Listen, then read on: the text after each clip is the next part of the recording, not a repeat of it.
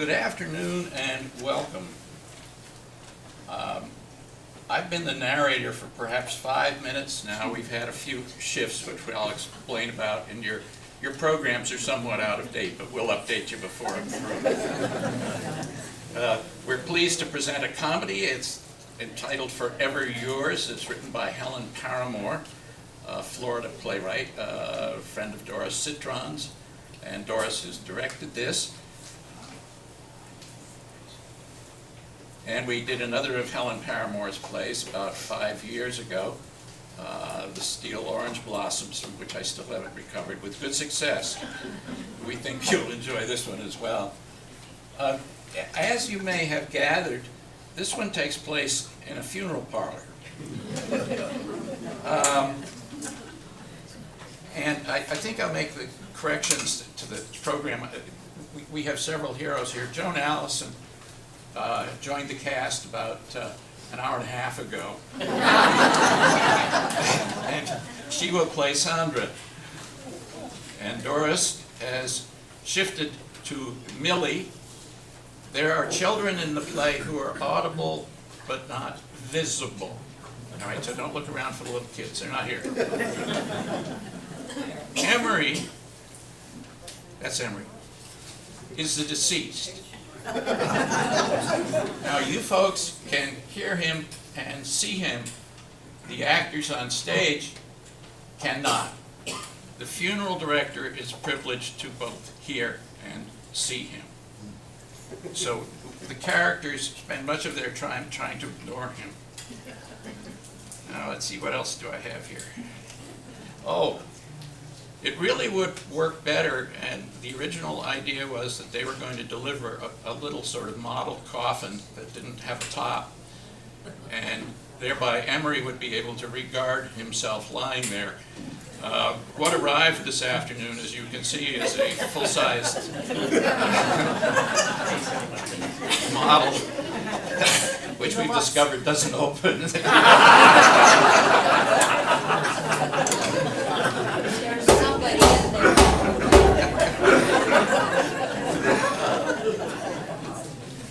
And missing from our cast, and we sorely miss them, were John Early and Carolyn Parker, but they were flooded out and or immobilized. So we're glad you're all here. We think the play will emerge more or less as intended. And so let's begin.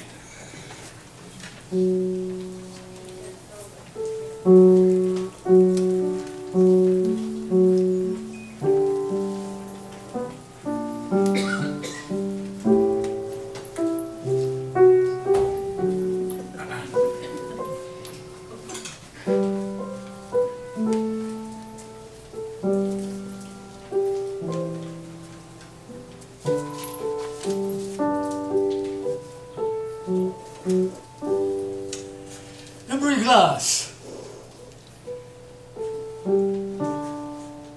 Well, sir, you look very, very well, and I might say so, looking very well indeed.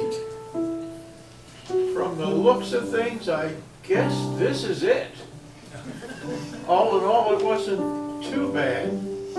Funny. We worry about it all our lives, and when it happens, poof, it's over with. At least I'm not roasting in hell.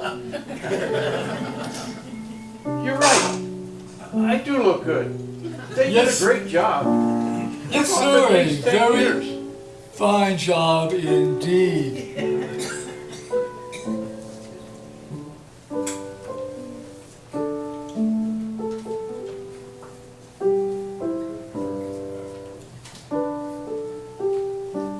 Where are we? In the funeral home, Mother. Somebody die? Yes, Mother, Emery died. We told you that. You told me when? Mother, we told you several times. Emery died. Try to remember. Emery! Did I know him? You used to. He's your son, or was. You're my son!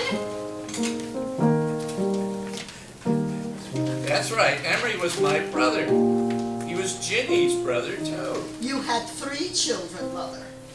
Remember? First Emery, then me, Ginny, then Howard.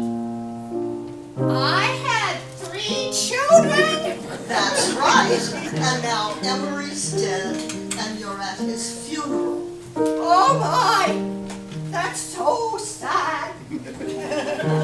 Should I be crying? Do you remember how? I think so. Let me take a look at him. Maybe I'll remember him if I see him. I probably should cry a little. Oh, I can tell already, this is going to be one hell of a funeral.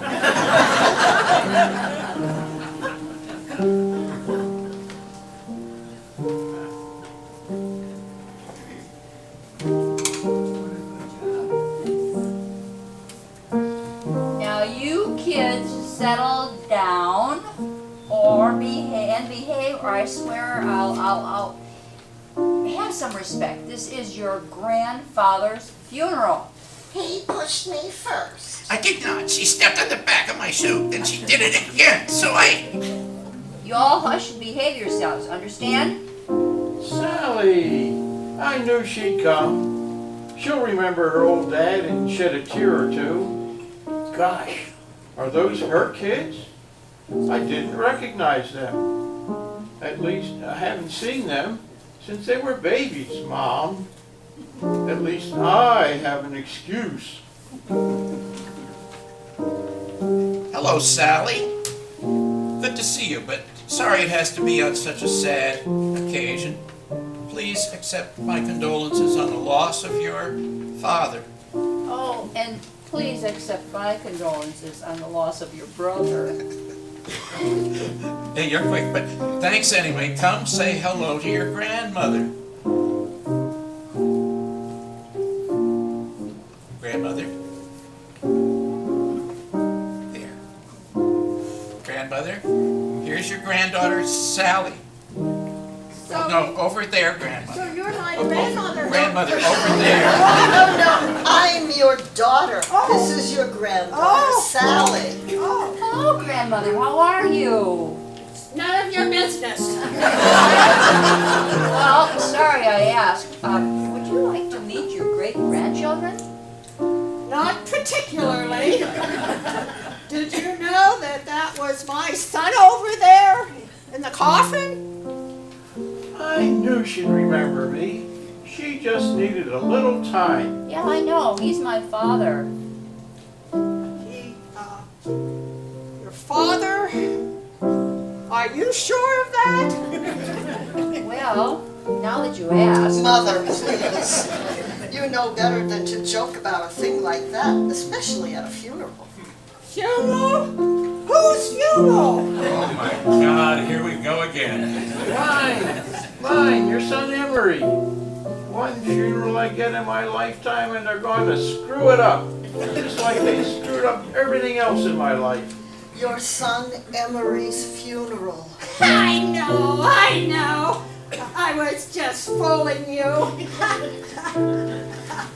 Well, if the casket were open, I suppose I should take one last look at my father, but heck, I know what he looks like.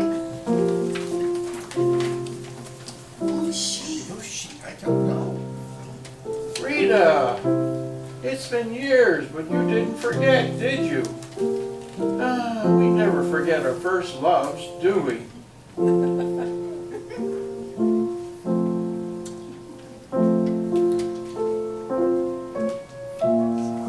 Hello, Mother Glass. You're looking well. I'm sorry to hear about the loss of your son. I didn't lose him. He's right there. You have to pardon Mother. She has her moments. I'm Howard Glass, Emery's brother.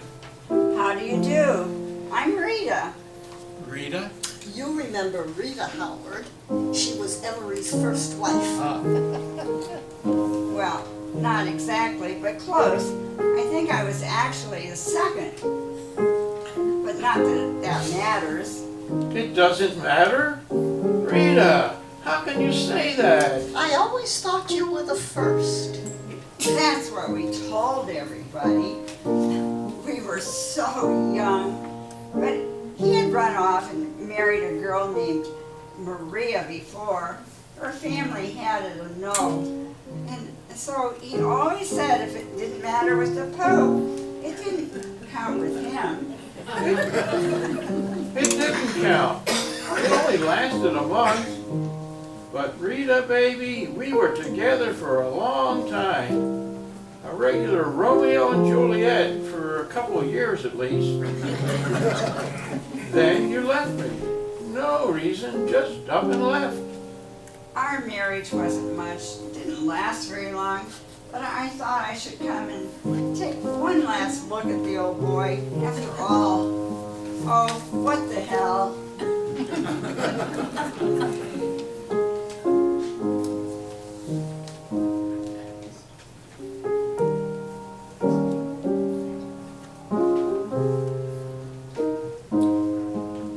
Millie, dear sweet Millie. Hello, Mother Glass. You probably don't remember me. Of course I don't. Why should you be any different? I was Emery's wife. So what? Who wasn't? You'll have to pardon Mother. She has her moments. I'm Howard, Emery's brother. This is my sister, Ginny. I'm Millie. I was Emery's third wife. At least that's what he always said. But he was only my second husband. Well, hi there. I guess we have more in common than meets the eye. I'm Rita, his second, although he always called me his first. You were the first. The other didn't count. It doesn't matter. I was never good with numbers. And we were only married about a year and a half anyway. Figures, we were only married a couple of years. What do you women mean by only? That's a hell of a long time. That was long enough. More than that, I'd say. I'm Sally, Emery's daughter. Thanks for coming for Dad's funeral. Daughter? By which wife? His fifth, I think. My mother was Elizabeth, or Liz as he called her. After our time. Well, your mother be here today, sweetie? Oh no, unfortunately, she was lost in an avalanche in Switzerland some years ago. Served her right. Millie, tears. She's been through about 6 tissues since she came in. She really did care. She was one of the best. Oh, dear Millie. There must be punk trees nearby. This damned allergy is ruining hell with me. Well, I think I'll take a last look at my second.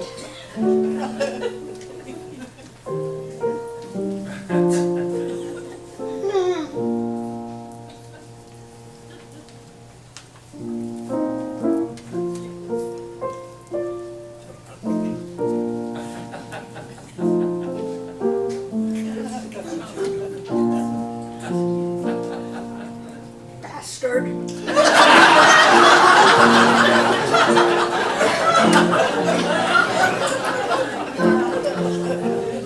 Hello. I'm Howard Glass, Emery's brother.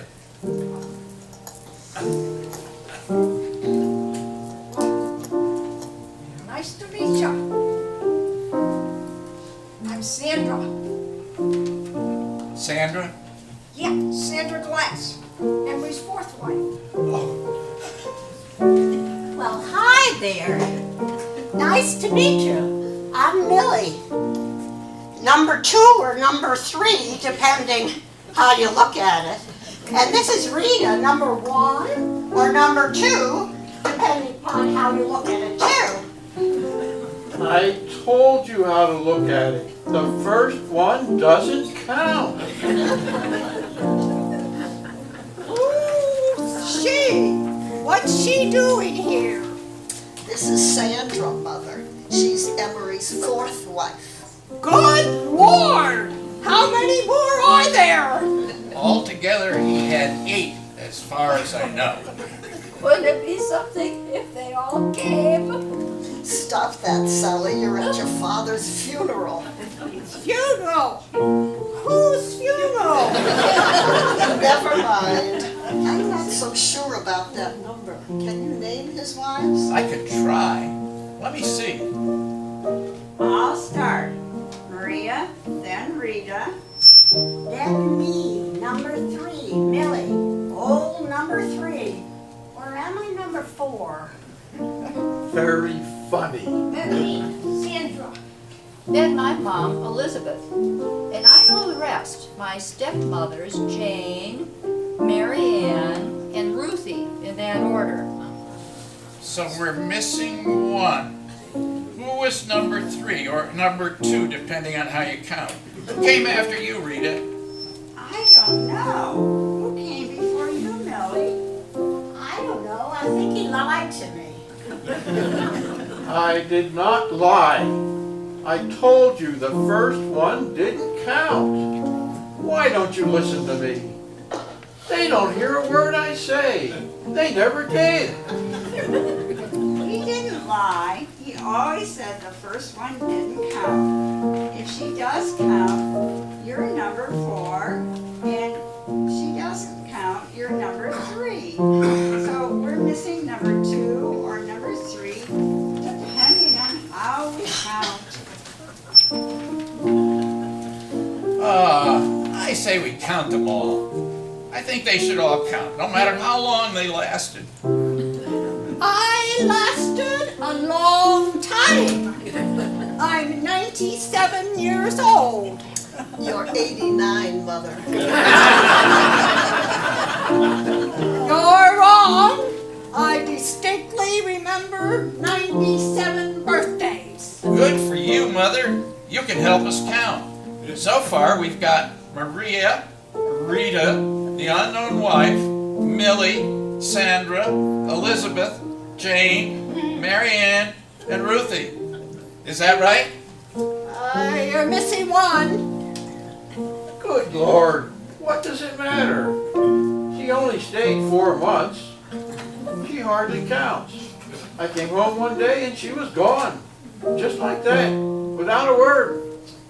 I divorced Emery in September 1977. And I met Emery in February of 78. We were married in March. So wife number 2 or number 3 existed during October, November, December, and January. A 4-month wife? Is that possible? Of course it's possible. What's wrong with that? I should get some credit for marrying them, shouldn't I? He always married them. I could never figure out why. He had a few he didn't marry. Tramps. Who were they, Mother? Can you remember? Of course I can. Let me see. What's her name?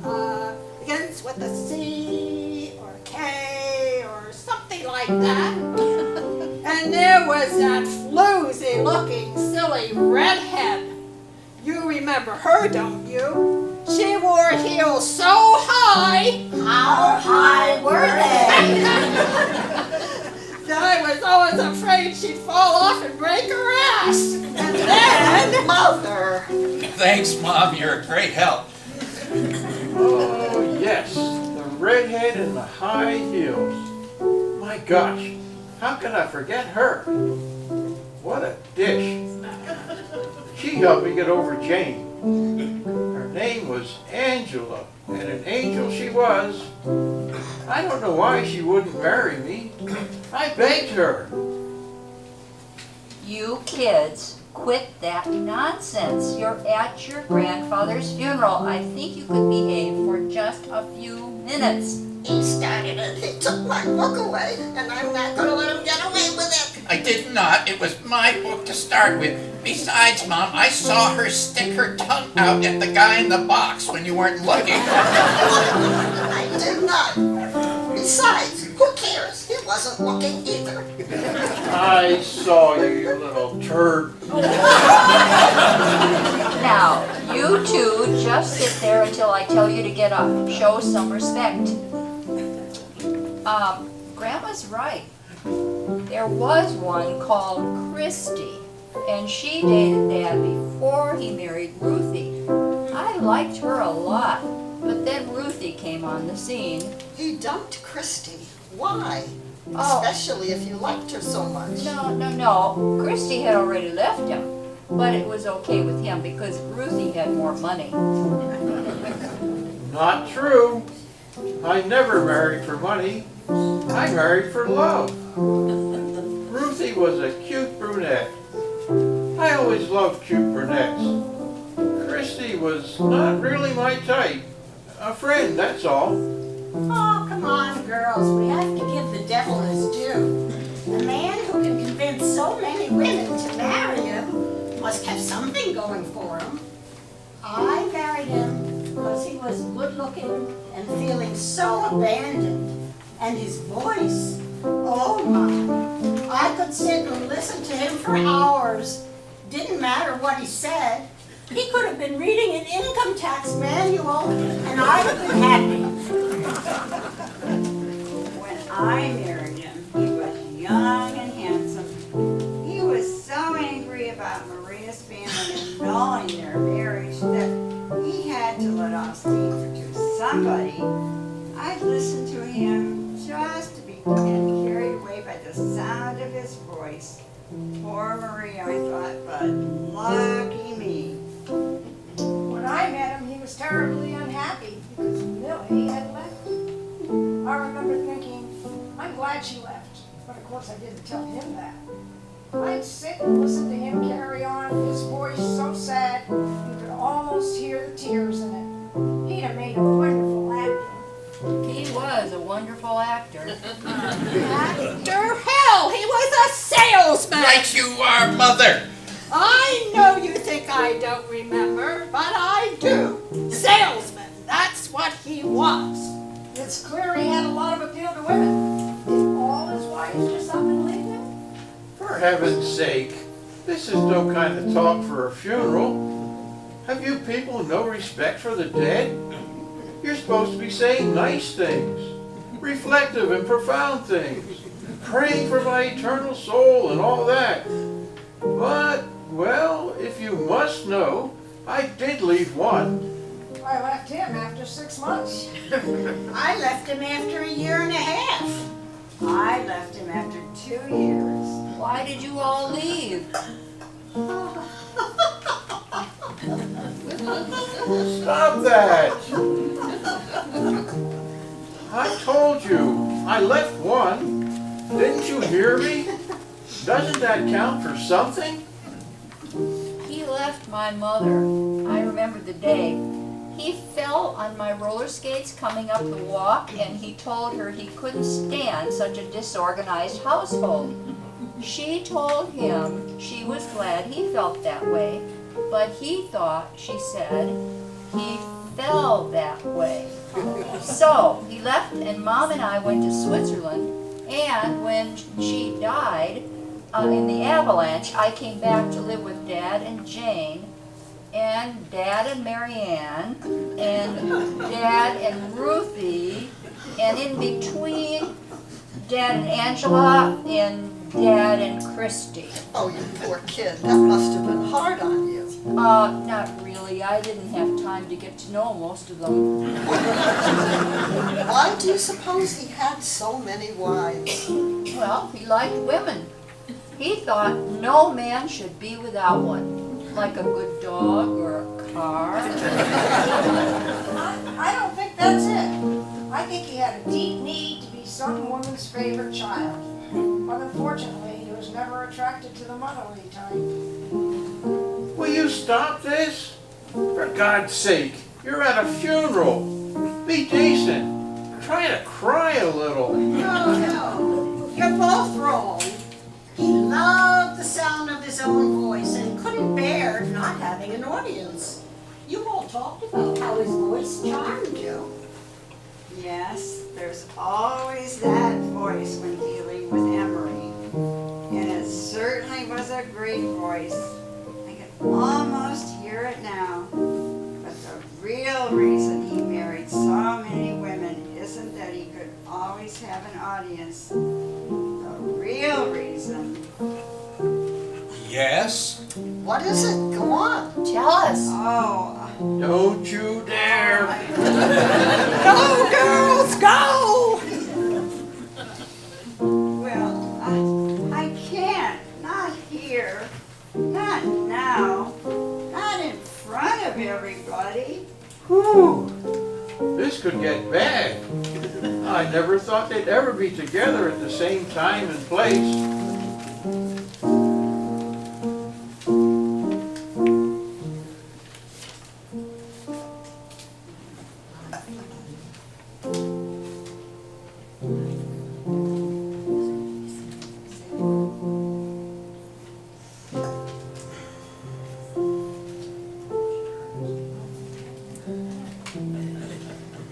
I, for one, think some things need to be said.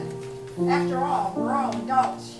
When I married Emery, I always wanted to be able to talk to his other wives, but I never had the chance. Gee, I felt the same way. I did too.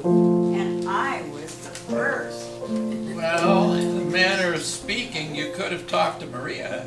You keep out of this. How many times do I have to tell you? She doesn't count. So this is our chance. What better time and place to sort out a life than a funeral? I'm with you, girl. I always wondered about his other wives.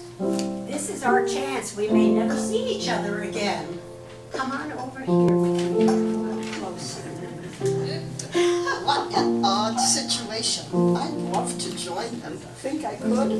I wouldn't if I were you. They had a special relationship to Emery, but so did we. We, after all, grew up with him. Yeah, what a stinker. My life was ruined the day you were born. He sure was the nastiest big brother a kid ever had. Howard, you are a snotty-nosed little turd. He really wasn't much of a father either, and a grandfather? Oh, forget it. Don't blame me. I did my best.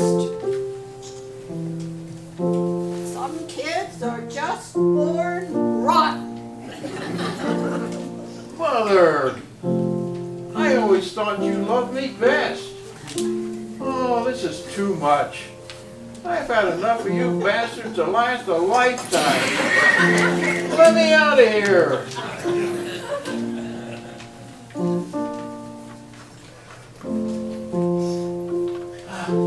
At last. About time, too.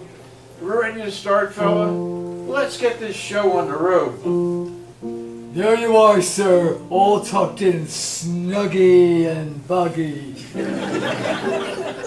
Hey, buddy, can you get them to shut up? They don't hear a word I say. They never did either.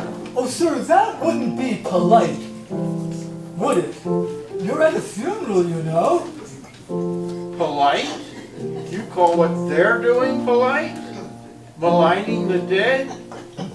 Then do me a favor, will you? Go stand near those women and tell me what they're saying. I know they're talking about me, but I can't hear them. So sorry, I can't do that. You should have asked them when you had a chance. It's too late now. Oh, okay then. Let's get on with it so I can get out of here. We'll get on with the funeral if you're ready, sir, but to get out of here, I think not. You aren't going anywhere. In fact, you might say, you are here. What do you mean? My God, do I have to listen to this forever? Afraid so, sir.